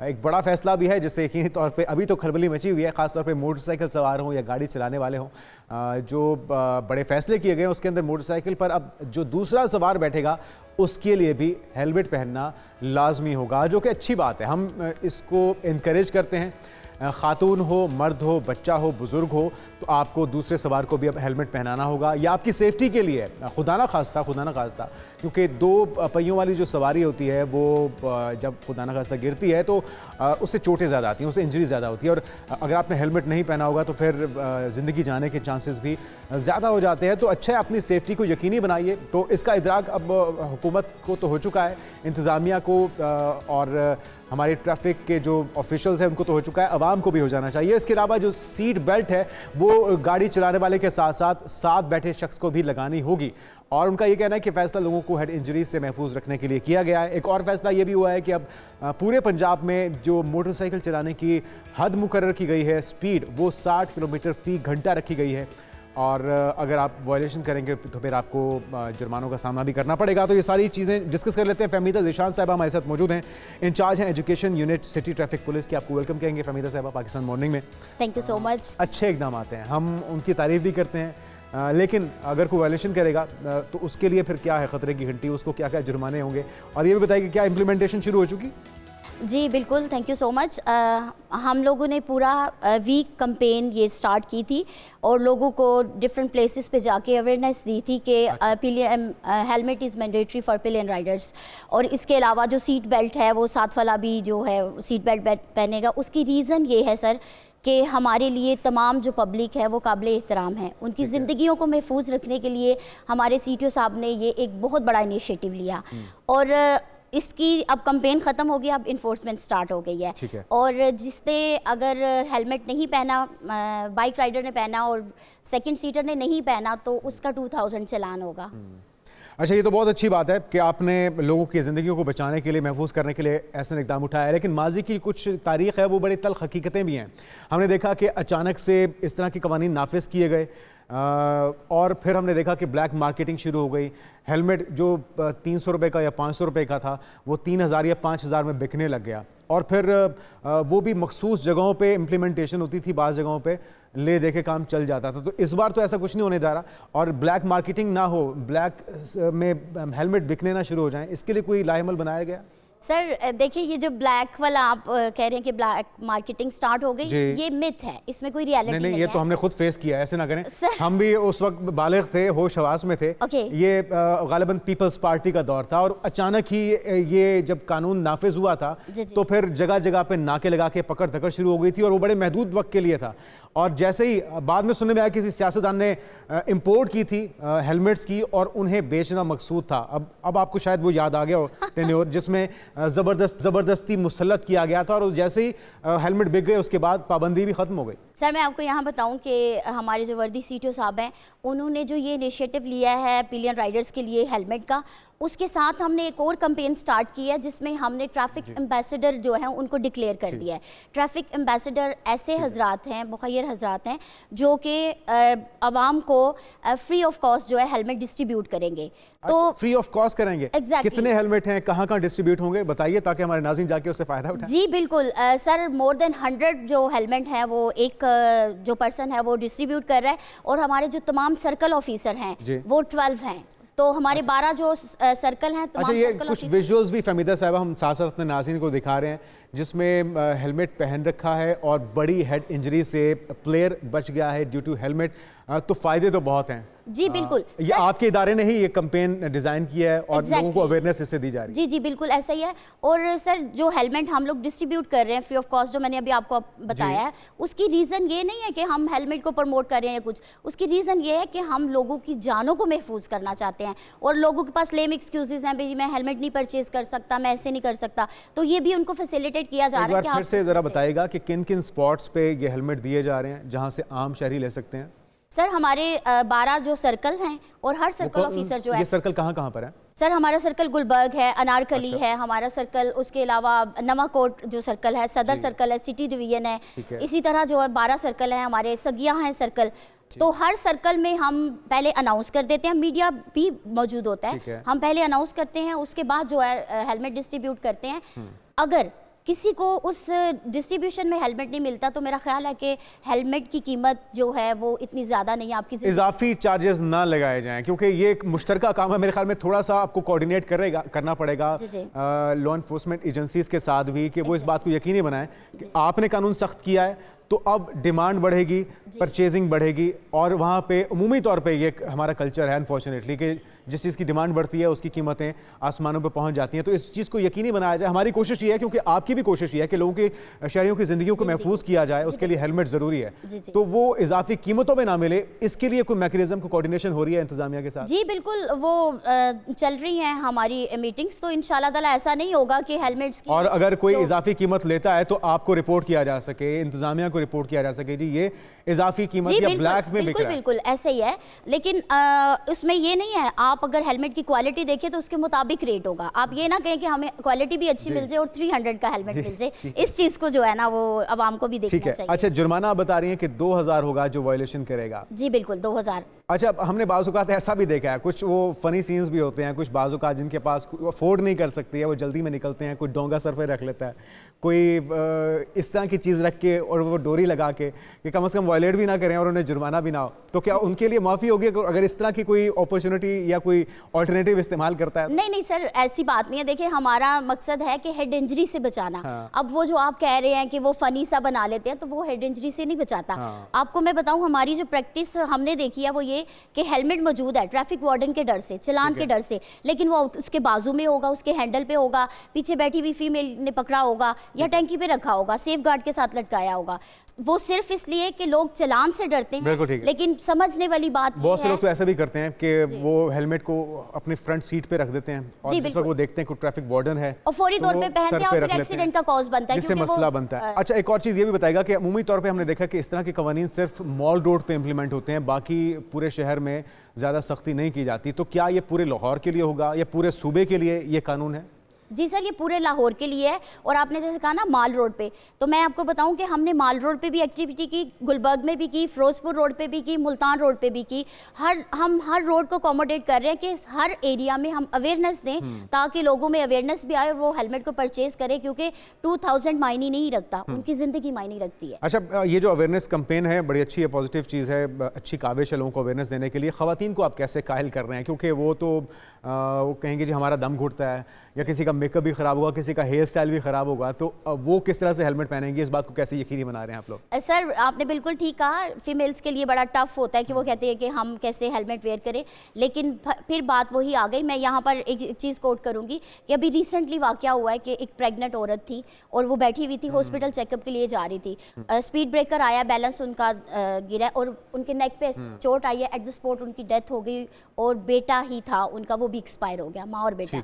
तो मैं सिर्फ इतना कहूँगी फीमेल्स को भी इस प्लेटफॉर्म के तवसत से ज़िंदगी से बढ़कर कुछ नहीं है। सही है, बिल्कुल सही है। अच्छा, साथ में जो ड्राइविंग कर रहा होगा उसे तो सीट बेल्ट लगानी होगी, अमूमी तौर पे तो ड्राइविंग करने वाला भी सीट बेल्ट यहाँ पे नहीं लगाता, तो सीट बेल्ट साथ वाले को भी लगानी होगी, ये भी कानून का हिस्सा बन गया। और उन्हें खिलाफ वर्जी पर क्या जुर्माना होगा वो भी बता दीजिए। सर सेम उनको भी 2000 फाइन होगा जो सीट बेल्ट नहीं लगाएंगे। दोनों हज़रात को लगाना लाज़िम है? दोनों हज़रात के लिए लाजिम है। उसकी रीज़न ये है कि जितनी ड्राइवर की ज़िंदगी कीमती है, साथ बैठे हुए की ज़िंदगी भी उतनी ही कीमती है। तो इन केस ऑफ एक्सीडेंट जिसने वो सीट बेल्ट लगाई है वो तो बच गया, लेकिन साथ वाला जो है वो आखिर उसका प्यारा ही होगा ना, तो वो नहीं चाहता कि उसका प्यारा एक्सपायर हो, इस वजह से सीट बेल्ट दोनों के लिए मैंडेटरी कर दी। और तीसरी चीज़, 60 किलोमीटर फी घंटा की रफ्तार से अब पंजाब भर के अंदर मोटरसाइकिल की हद को मुकर्रर कर दिया गया है। जी जी, ये तो बहुत बड़ा चैलेंज होगा। हाँ, जो बाइकर्स होते हैं वो तो किसी के काबू में नहीं आते, तो इसको कैसे आप इम्प्लीमेंट करवाएंगे? जी बिल्कुल, वो जो 60 लिमिट आप बता रहे हैं उसको हम लाहौर में इस तरह करेंगे कि आपके नोटिस में होगा कि डायमंड लेन बन गई है, जो ग्रीन पेंट वाली लेन है, वो स्पेसिफिक कर दी हुई है मोटर बाइक के लिए। और जब मोटर बाइक वाले अपनी लेन में जाएंगे तो वो लिमिटेड स्पीड में जाएंगे, तो एक्सीडेंट जो है उनको मिनिमाइज किया जा सकता है। और दूसरी बात ये कि जो रैश ड्राइविंग वाले हैं वो अंडर कंट्रोल हो जाएंगे। अच्छा, एक और चीज़ ये कि हमारी जो अमूमी तौर पे बाइक पे चलाने वाले लोग हैं वो जब फैमिली के साथ ट्रैवल करते हैं तो उनके साथ तो 2-2, 3-3 बच्चे भी होते हैं, साथ में ख़वातीन भी होती हैं। तो क्या जितने अफराद बाइक पे सवार हैं वो 2 हैं या 5 हैं या 4 हैं, उन सब के लिए हेलमेट पहनना लाजमी होगा या 2 के लिए? क्या किस तरह से इसको मेक श्योर? सर मैं यहाँ बताऊँ कि बाइक जो है वो सिर्फ 2 जो राइडर्स हैं उनके लिए बनाई गई है। बच्चा अगर उन्होंने टंकी पे बिठाया हुआ है या वो स्कूल से 2-2, 3-3 बच्चों को लेकर आ रहे हैं तो वो फिर क्या करें? देखिए, पहली बात है कि वो गलत कर रहे हैं, उन्हें ऐसे नहीं करना चाहिए, लेकिन अगर मजबूरी के तहत देखें कि वो बच्चों को लेके आ रहे हैं तो उनको चाहिए कि बच्चों को भी हेलमेट दें, क्योंकि ये नहीं कि सिर्फ पिलियन राइडर्स के लिए हेलमेट ज़रूरी है, बाइक पर सवार तमाम, उसमें वो बच्चा भी आ जाता है, जो आपने कहा कि बच्चा आगे बिठाया होता है, तो बच्चे के लिए भी उतना ही मैंडेटरी है हेलमेट जितना कि उसके बाप के लिए और पीछे बैठी औरत के लिए। ठीक है। अच्छा, एक और हम पॉजिटिव आप लोगों का इकदाम देख रहे हैं, हुकूमत पंजाब का, सीएम साहबा ने ग्रीन लेन बनानी शुरू की है। फिरोजपुर रोड से गालिबन इसका आगाज़ हुआ है, जहाँ पे साइकिल, बाइसिकल और बाइक्स चलाई जा सकती हैं, अलग से लेन बनाई गई है। इसके पीछे क्या कोशिश है? क्योंकि एक तरफ तो हम देख रहे हैं कि मेट्रो बस का ट्रैक बनाया गया, दूसरी तरफ हो गई बाइसिकल्स की और मोटर बाइक्स की लेन, तो दरमियान में बच गई बाकी 2 लेन्स। तो ये किस तरह से आप लोग मैनेज करेंगे? क्योंकि उस पर बसेस भी हैं, ट्रक भी हैं, ट्रॉले भी हैं, गाड़ियाँ, एम्बुलेंसेज, रिक्शाज, तो ये तो जगह जगह पे ट्रैफिक जैम के मसाइल होंगे, इससे कैसे निपटेंगे आप? नहीं सर, ऐसा नहीं है। देखिए, 3 लेन्स अगर बनी है तो जो इंतहाई फर्स्ट लेन है राइट साइड पे वो इमरजेंसी के लिए, ओवरटेक के लिए है। जो आप बसेस की बात कर रहे हैं और हैवी ट्रैफिक की बात कर रहे हैं, उनके लिए इंतहाई लेफ्ट लेन जो है वो मुख्तस कर दी है। अब तो 2 लेन्स रहेगी ना? जी बिल्कुल।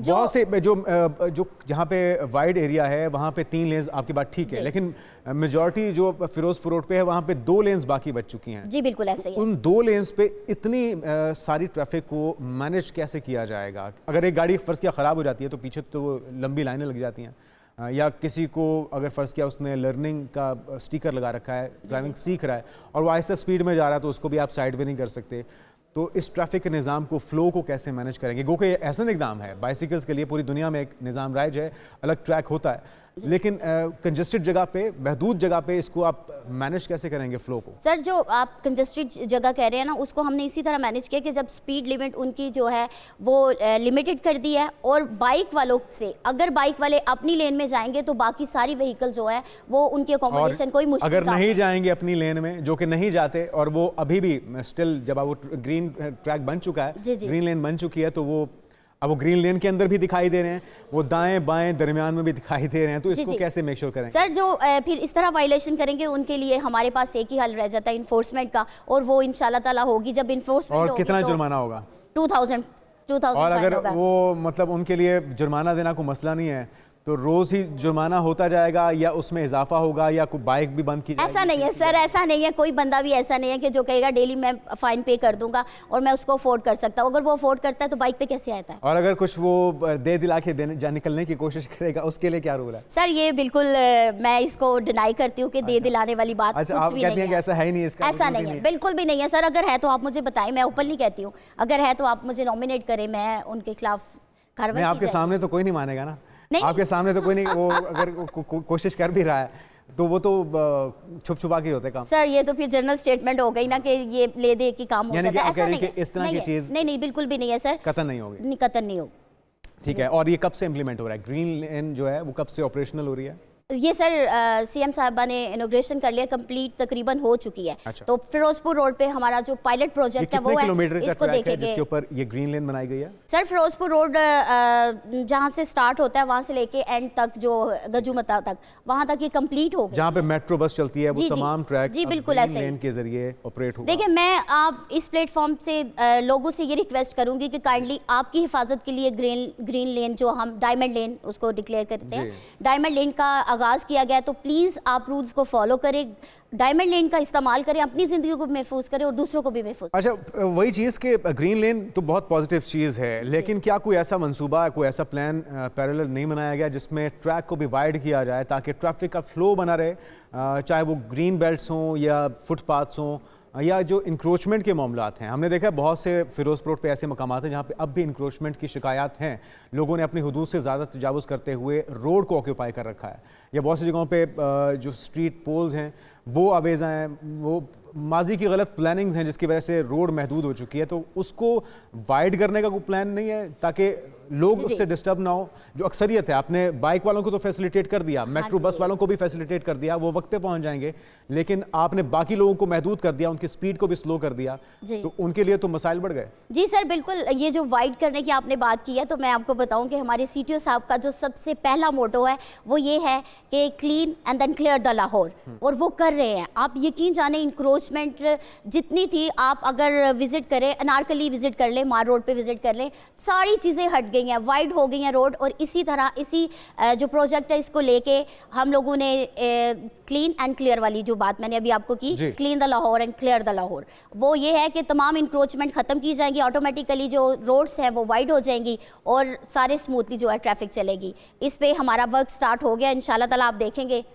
चलिए, बहुत अच्छे प्लान्स हैं और उम्मीद करते हैं कि कामयाब होंगे। हम दुआगो भी हैं कि आवाम की बेहतरी के लिए, उनकी जानो माल की हिफाजत के लिए अगर आपने एक काविश की है तो ये पाया तकमील तक पहुँचे। फहमीदा साहब हमारे साथ मौजूद हैं, आपका बहुत शुक्रिया। नाज़रीन, इस तरह के ऐसे इक़दाम होते रहने चाहिए, लेकिन ऐसी प्लानिंग हो जो दूरस हो और उसमें ज़्यादा से ज़्यादा लोग मुस्तफ़ीद हो सकें, और अगर आप अमल नहीं करेंगे तो उसमें आपका नुकसान है, आपकी जो ज़िंदगी है उसको ख़तरात भी लाक होंगे और आपको भारी जुर्मानों का सामना भी करना पड़ेगा। हम आगे बढ़ते हैं नाज़रीन, बात हो जाए कुछ बरतानवी गुलकार की, एड शीरन, जो कि अपने मैथमेटिक्स टूर के लिए भारत के दौरे पर मौजूद हैं और इस दौरान उन्होंने देसी चंपी का तजुर्बा किया है जो कि भारतीय कल्चर भी है, पाकिस्तान के अंदर भी ये कल्चर आम है। और गुलकार इस वक्त चेन्नई शहर में अपने कॉन्सर्ट के लिए मौजूद हैं, जहां से उनके एक फ़ैन क्लब ने इनकी चंपी कराने की वीडियो पोस्ट की है और चंपी के ज़ोरदार अंदाज से ख़ुद गुलकार भी हैरान रह गए हैं। मेरे ख्याल में गोरों के लिए इस तरह की चंपी जो है वो एक एक्साइटमेंट और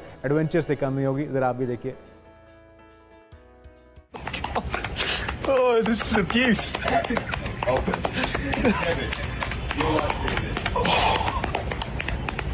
3, 2, 1, let's go. तो हम लेते हैं यहाँ पे एक ब्रेक, हमारे साथ रहिएगा।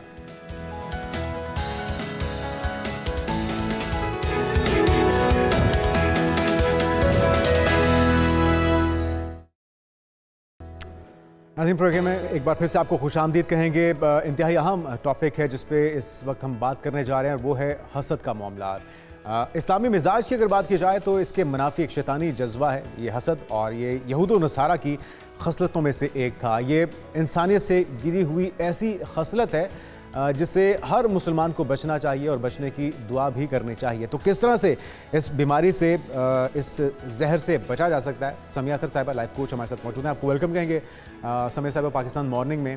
सबसे पहले तो ज़रा थोड़ा सा हमारे नाज़रीन के लिए डिफ़ाइन कर दीजिएगा कि हसद है क्या, वो क्या फीलिंग है जिसे हसद कहा जाता है?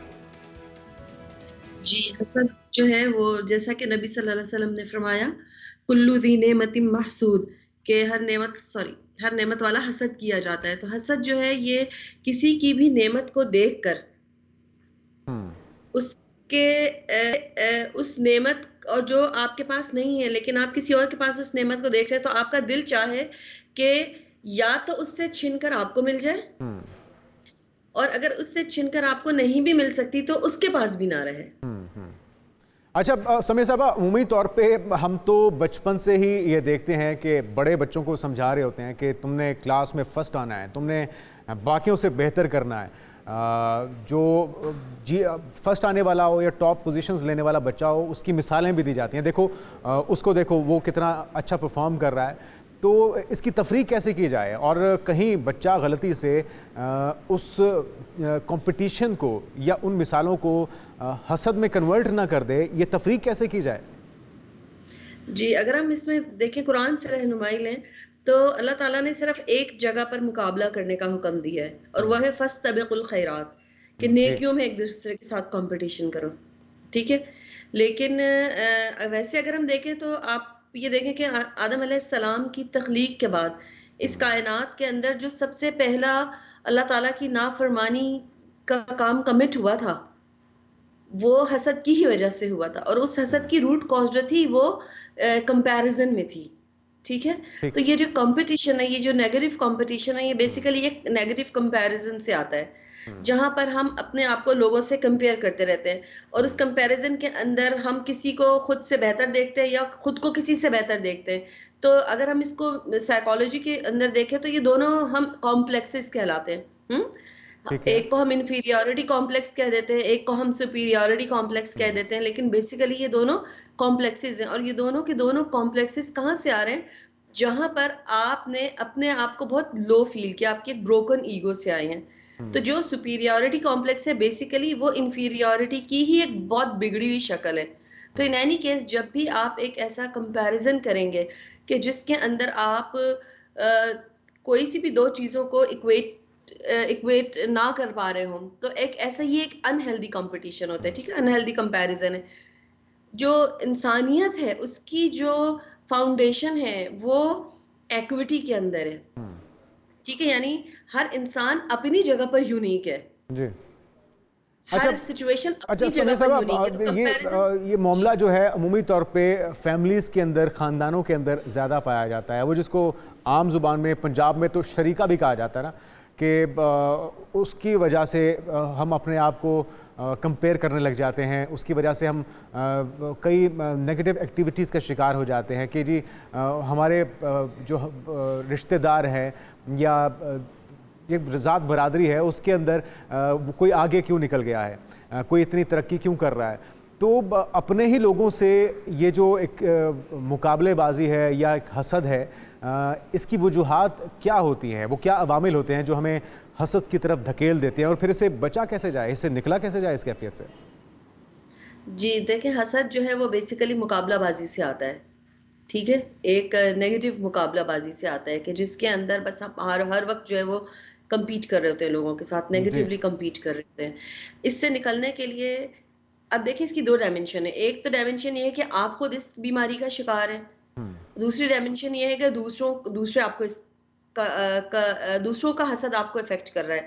तो सबसे पहले जब आपको खुद लगे कि आप इस बीमारी का शिकार है, तो आप अपने अंदर में से उन चीज़ों को देखें कि जो आपको आपका एक नेगेटिव सेल्फ इमेज दे रही हैं, ठीक है। आप अपनी सेल्फ एस्टीम के ऊपर काम करें, आप अपने सेल्फ इमेज को बूस्ट करने पर काम करें, अपनी सेल्फ ग्रोथ और सेल्फ डेवलपमेंट के ऊपर काम करें, ताकि आप खुद को इस चीज़ से बचा सकें और at the end of the day आप अल्लाह की तकसीम पर राजी हों, ठीक। अगर कोई इंसान किसी इंसान का हसद आपको इफेक्ट कर रहा है, तो आप इस चीज को भी अंडरस्टैंड करें कि हसद को ट्रिगर क्या चीज कर रही है। हो सकता है कि उसको आपकी कोई सक्सेस ट्रिगर कर रही हो सकता है कि आपका कोई फाइनेंशियल गेन उसको ट्रिगर कर रहा हो। तो जहां पर भी आप ये देखें कि कोई आपके साथ हसद में मुब्तला हो गया है, तो उसके सामने अपना आप खोल खोल कर बयान करना बंद कर देना। जरूरत क्या है इस बात की? हम क्यों ऐसा कर रहे होते हैं? शायद हमें ऐसा लग रहा होता है कि हम अपनी खुशियां लोगों से शेयर करें, लेकिन असल में इसकी इंटरनली ही होता है कि हमें लोगों से वैलिडेशन चाहिए होती है ना, ठीक हमें है। लोगों से तारीफ चाहिए होती है, हमें ठीक है। लोगों से वाह चाहिए होती है। तो कहीं तो अपने ये आप को आपकी भी बात से तो ये लग रहा है कि करना- ज़्यादा नमूदो नुमाइश जो है वो भी आपको लोगों की हसद की वजह बन सकती है। तो ज़्यादा जी, शो ऑफ बिल्कुल। ना किया जाए, तो हमारा दीन भी तो यही कहता है, दिखावा बिल्कुल या ऐसे शो ही। ऑफ से मना करता है।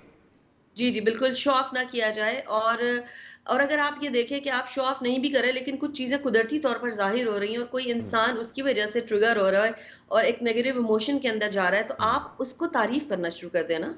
उसकी अच्छाइयाँ ढूँढ कर, उसकी अकम्प्लिशमेंट्स ढूँढ कर, उसकी सक्सेसेस ढूँढ कर, उसकी ज़िंदगी में से अच्छी चीज़ें निकाल कर उसको दिखाएँ और उसको प्रेज़ करें और जेन्युइनली प्रेज़ करें, झूठी तारीफ़ मत करें।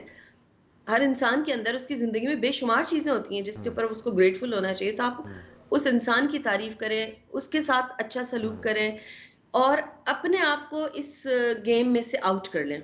ठीक। अच्छा समय साहब, अब जो हसद कर रहा है किसी से वो तो अपना खून जला ही रहा है, वो तो गुनाह का मुर्तकब हो ही रहा है, वो तो अल्लाह ताला की नेमतों का शुक्रगुजार नहीं बन रहा। लेकिन जिसके साथ वो हसद कर रहा है, क्या उसके ऊपर भी कोई नेगेटिव इम्पैक्ट इसका पड़ता है? जिस तरह बुरी नज़र होती है, अगर कोई किसी से हसद करता है और उसकी नेमतों को बुरी नज़र लगाता है, हसद की नज़र से देखता है, तो क्या उसके ऊपर भी असरात होते हैं? जी, जी, बिल्कुल होते हैं। सूरह फलक के अंदर हमने हसद करने वालों की शर से पनाह माँगी अल्लाह सुब्हानहू व तआला से, तो बिल्कुल होते हैं। तो स्पिरिचुअल लेवल के ऊपर फलक और नास आप पढ़ा करें, कसरत से पढ़ें जब आपको लगे कि आपके इर्द-गिर्द हासिदीन बहुत ज़्यादा हो गए। असबाब के दर्जे के अंदर आप ये कर सकते हैं कि आप अपने आप को थोड़ा डिस्टेंट कर लें उन लोगों से, ठीक है। ताकि उनको आपका बहुत ज़्यादा एक्सपोज़र ना मिले या ये कि उनकी नेगेटिव एनर्जी आपको इफ़ेक्ट ना करे। तो इसके अंदर अगर आप खुद को फ़िज़िकली थोड़ा डिस्टेंट कर सकते हो उन लोगों से, फ़ासले पर ले जा सकते हो, तो अपने आप को फ़िज़िकली उनसे दूर करें। थोड़ा-सा फ़ासले पर लेके जाएँ, मिलना-जुलना बहुत ज़्यादा कम्युनिकेट करना थोड़ा-सा कम कर दें।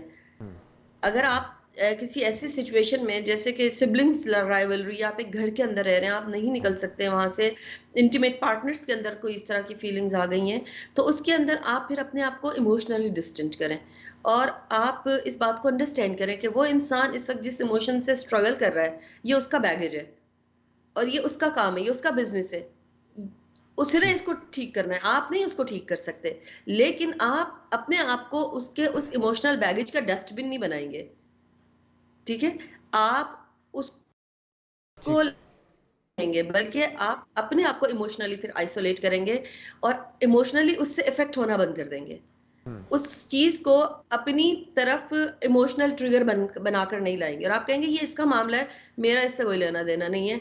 मैं अपनी जगह पर अपने अल्लाह का शुक्रगुज़ार हूँ और मैं अपने अल्लाह की तक़सीम पे अल्लाह से राज़ी हूँ। ठीक है? तो ये इमोशनली इंडिफरेंट होना ठीक। थोड़ा-सा मुश्किल काम होता है, लेकिन नामुमकिन नहीं होता कि आप अपने आप को इमोशनली लोगों से फिर डिस्टेंस कर लें।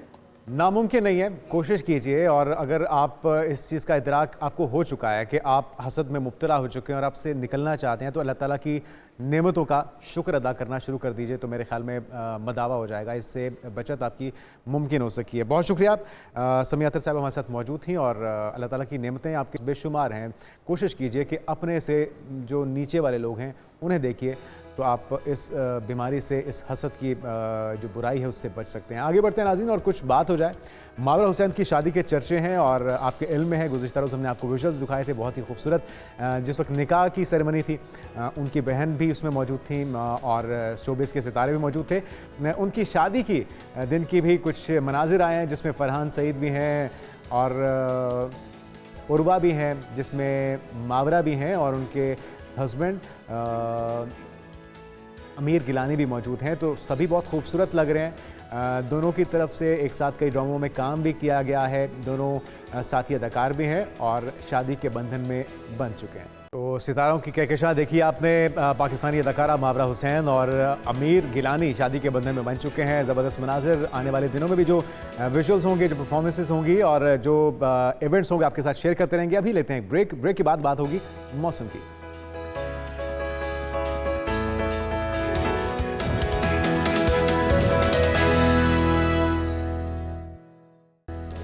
नाज़रीन वेलकम बैक। बात हो जाए कुछ मौसम की और मौसम के तेवर समझ से बाहर हैं।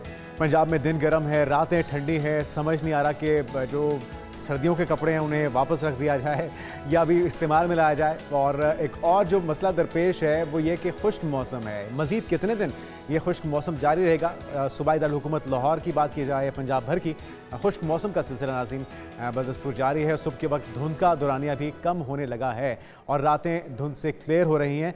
तो ये जो मौसम की तब्दीली है ये कितनी असरअंदाज हो रही है और आने वाले दिनों में क्या कोई बारिशों की नवीद है, ये सब जानने के लिए हर बार की तरह हमारे साथ मौजूद हैं चीफ मेट्रोलॉजिस्ट सरदार सरफराज साहब। लेकिन इससे पहले कि हम उससे कोई सवाल पूछें, आपको ये बताते चलें कि आज महकमे मौसमियात में उनका आखिरी दिन है। वो अपनी जिम्मेदारियां मुकम्मल करने के बाद आज रिटायर हो रहे हैं। तो हमारी तरफ से, पाकिस्तान के तमाम देखने वालों की तरफ से उन्हें खिराज तहसीन पेश किया जाता है। सरदार सरफराज साहब, कैसा सफ़र रहा आपका महकमे मौसमियात के साथ और आपकी कमी तो बड़ी शिद्दत के साथ महसूस करेंगे आप?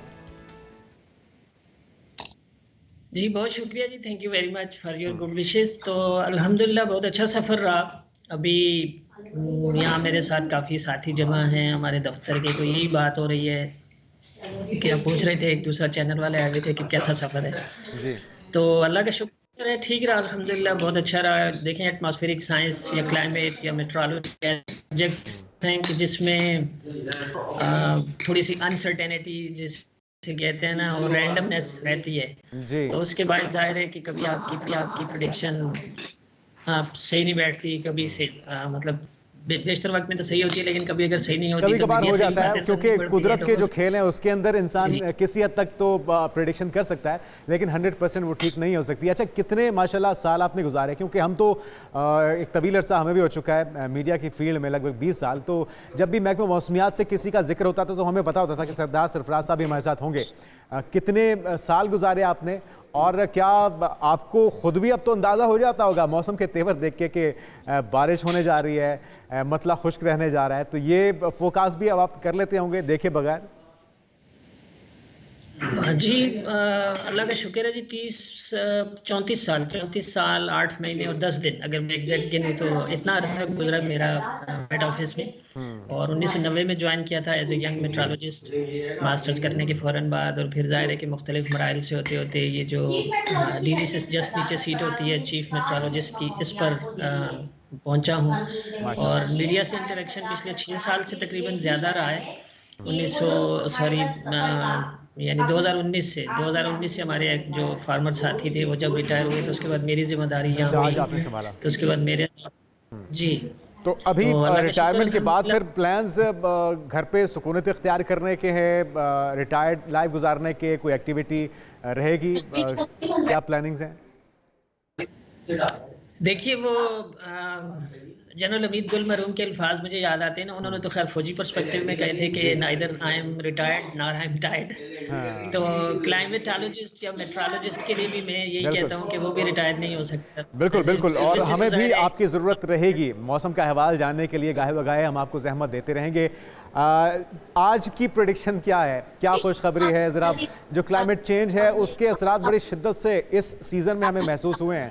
एक तो ये बताएगा कि आने वाले सालों में क्या मजीद ये शदीद होने जा रहे हैं?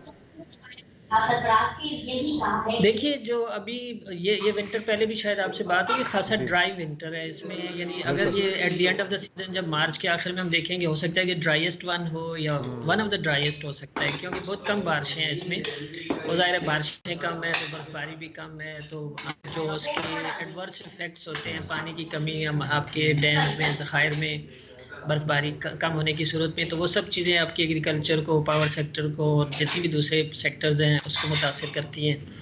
और अभी भी एक स्पेल है, देखिए 10 से 12 फरवरी के दिन बलूचिस्तान में तो हो सकता है कभी कुछ ना कुछ बारिश हो जाए हल्की फुल्की। और इसी तरह से शुमाली इलाकों में, यानी KP के जो शुमाली इलाका जाते हैं, नॉर्थ ऑफ पंजाब है, इस्लामाबाद और गिरदुनवा में, मरी, गलियात और गिलगित बल्तिस्तान वगैरह, उन एरियाज़ में एक स्पेल है जो 10 से 12 के दरमियान प्रिवेल करेगा। बारिश भी होगी और बर्फबारी भी पहाड़ों पर मुतवक्के है। अच्छा, यानी कि पंजाब के बेशतर इलाके इससे महरूम ही रहेंगे, लाहौर का रुख नहीं करेगी ये बारिश?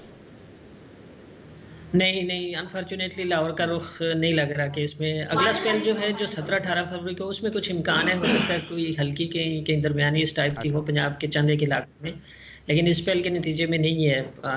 वो उस तक वेट करना पड़ेगा 17-18 फरवरी तक। अच्छा, ये आप बात ठीक करें सरदार साहब कि काफ़ी ड्राई था ये इस बार का विंटर का सीज़न, वो जो गाने बने हुए हैं भीगा भीगा सा दिसंबर, वो इस बार दिसंबर में नहीं भीगा, लेकिन सर्दी की शिद्दत में एहसास में भी कम हो जाना, दर्जा हरारत का इतना ज़्यादा बढ़ जाना, इसको क्या समझा जाए? ये सिर्फ इस सीज़न में हुआ या ये आइंदा आने वाले सालों में बढ़ता जाएगा, इसमें तब्दीली अब मुतवातिर आती रहेगी? देखिए बिल्कुल आपने देखा ना कि पिछला 2023 गर्म तरीन साल था और उसको फिर 2024 ने बीट कर दिया। 2024 अब रिकॉर्ड पे गर्म तरीन साल है, यानी पिछले दोनों साल बहुत गर्म गुजरे हैं। तो अब प्रॉबेबली यानी अभी से प्रिडिक्शन की जा रही है कि हो सकता है तीसरा नंबर 2025 का आ जाए। तो अब क्लाइमेट चेंज की वजह से और बढ़ती ग्लोबल वार्मिंग की वजह से जाहिर है कि हर आने वाला साल पिछले साल के मुकाबले में कुछ ना कुछ गर्म ही गुजरता है। और इसमें भी आपने देखा कि दिसंबर में तो अच्छी सर्दी पड़ी, टेम्परेचर मामूल से कम थे, और लेकिन जनवरी का ओवरऑल, जैसे हमने जनवरी की अभी रिपोर्ट 2-3 दिन पहले ही वो की शाया की जो क्लाइमेटिक समरी होती है, तो उसमें ये चीज़ सामने आई कि जनवरी वार्मर था देन एवरेज।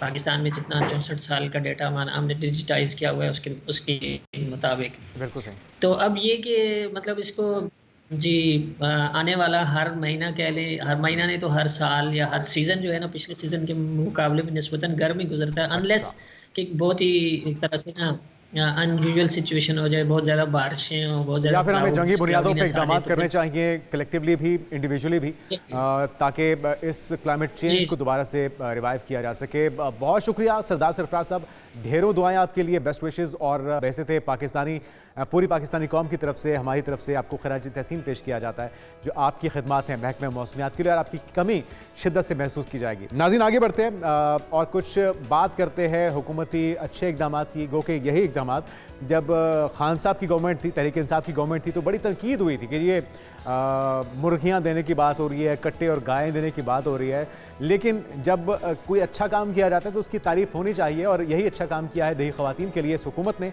मुल्क की दही मईशत में ख़वातीन का किरदार गैर मामूली है, उनका ये कहना है, और दही ख़वातीन मेहनत मुशक्क़त में किसानों के साथ बराबर की शरीक है, और किसान खेतों में मेहनत करते हैं तो ख़वातीन घर पर जानवरों की देखभाल करती है। तो हुकूमत पंजाब ने दही ख़वातीन को मुफ्त गायें और भैंस फराहम करने का फ़ैसला किया है। हमारे नुमाइंदे गौहर अली मौजूद हैं सेक्रेटरी लाइफ स्टॉक के साथ, क्या कहना है उनका, उन्हीं से जानते हैं। जी गौर, कहाँ कहाँ कितने जानवर तकसीम किए जाएंगे? जी बिल्कुल, हुकूमत पंजाब ने लाइफ स्टॉक कार्ड का इजरा कर दिया है। कौन से लाइफ स्टॉक फार्मर इसके अहल हैं, उनको कितनी रकम दी जा रही है, इस वाले से बात करने के लिए मौजूद है secretary livestock Saqib Ateel. Saqib Ateel sahab, बताइएगा कौन कौन से लाइफ स्टॉक फार्मर जो हैं इस कार्ड के अहल हैं और कितनी रकम इस मंसूबे के लिए मुख्तस की गई है? थैंक यू वेरी मच जी। जैसा कि आप जानते हैं और ख़ासकर हमारे लाइफ स्टॉक के फार्मर्स जानते हैं कि हमारा ये जो मौसम होता है, ठंडा सर्दी का मौसम, इसमें उनकी खुराक वैसे ही जानवरों की कम हो जाती है कुछ कंपैरेटिवली। तो अमूमी तौर पे लोग इस दौरान में अपने जानवरों को चारा वगैरह नहीं डालते। तो हुकूमत पंजाब ने ये प्लान किया, और ये चीफ मिनिस्टर इनिशिएटिव है कि हमें इसका सलूशन देना है कि कोई इस तरीके से किया जाए कि ना सिर्फ किसानों की हेल्प हो, बल्कि जो किसान जो जानवरों को फैटनिंग करें उसके लिए कोई एक्सपोर्ट लिंकेजेस भी डेवलप किए जाएँ। तो इस सिलसिले में ये लाइफ स्टॉक कार्ड जारी किया गया, जिसमें 11 अरब रुपए के रकूम जो है लोन वो डिस्ट्रीब्यूट होगा किसानों में, इंटरेस्ट फ्री, बिला सूद कर्जा, कोई इस पे सूद नहीं होगा। और वो इसको 3 महीने इस्तेमाल करेंगे, फैटनिंग करेंगे, और उसमें ये है कि कम अज़ कम 5 जानवर होने चाहिए और ज़्यादा 10 जानवर।